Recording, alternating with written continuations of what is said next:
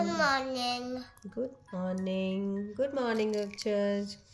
आज ये हम लोग ऐसे पिक्चर को मैच करेंगे. ओके हाँ यस अल्फ़ाबेट से पिक्चर्स को मैच करेंगे. Join each letter to the picture with the same beginning sound.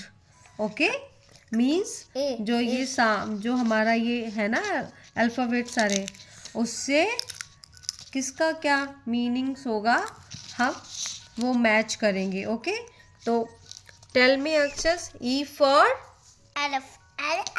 elephant. elephant. Okay, match it. Okay, fine. And C for? Evil cow. C for cow. Okay. F for? Fish. Match. P for? Pig. Yes, P for pig. O for? Octopus. Good. Okay, match it. Fine.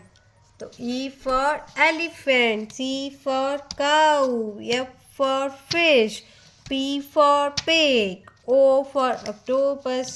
ठीक है. तो इसमें ये 2 animals है ना, ये जो octopus and fish, ये वाटर में रहते हैं ना, आपको तो पता है ना. फाइन. ठीक है. काऊ पेट एनिमल है, एलिफेंट तो जंगल में रहता है, पिग इधर उधर घूमते रहता है. ओके लैंड पे. All right fine. ठीक है. आज इतना ही.